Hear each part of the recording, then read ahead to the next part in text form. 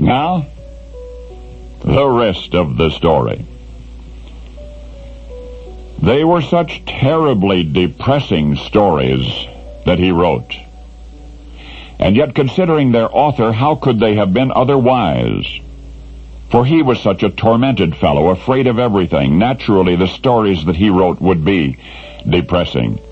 He personally was afraid of fire, afraid of premature burial, afraid of transportation in all of its forms, afraid of lurking assassins and tainted food and being outdoors and being indoors. He was a hypochondriac, of course.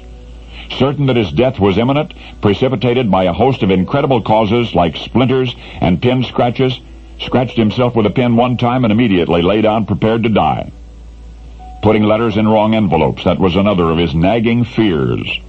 Also the possibility of incorrect information on his passport. No, these were not relatively insignificant irritations in the author's life. They were profound phobias, which at times virtually incapacitated him. Why, there was one time he had an appointment with a friend. The friend was half an hour late. Now listen, the friend was half an hour late, but the writer was so panic-stricken that within the space of that 30 minutes, he had imagined the friend injured and dead, had broken the news to the man's astonished family that the man was dead, and he had begun to arrange the funeral. So you can see now, can't you, where those awful, fearful stories came from that he wrote, those tales from a tormented mind. He wrote one story about a mermaid who had her tongue cut out. Then there was the one about the woman who lived in agony wearing clothing made of thorns, or the macabre yarn about a girl magically compelled to dance who sought to remedy her curse by having an executioner chop off her feet, and yet whose redemption was found only in dying. So many stories filled with disillusionment and suffering and dismemberment and death. Not surprising, of course, considering the source.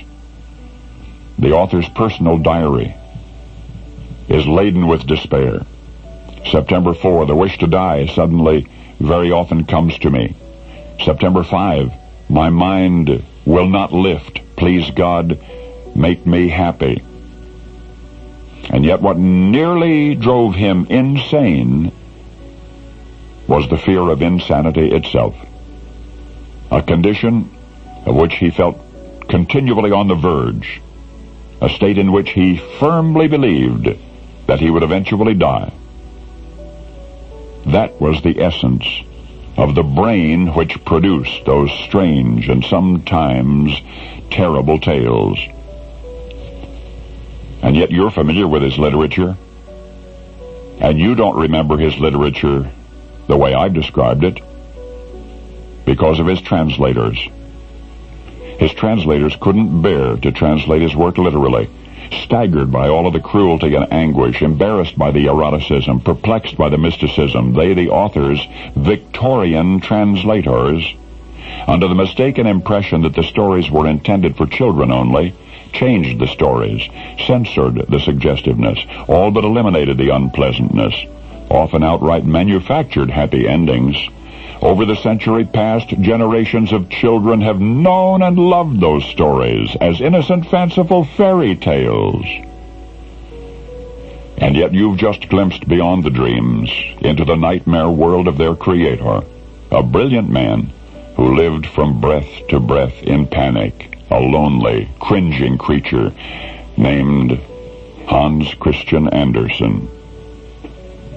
Now, you know the rest of the story.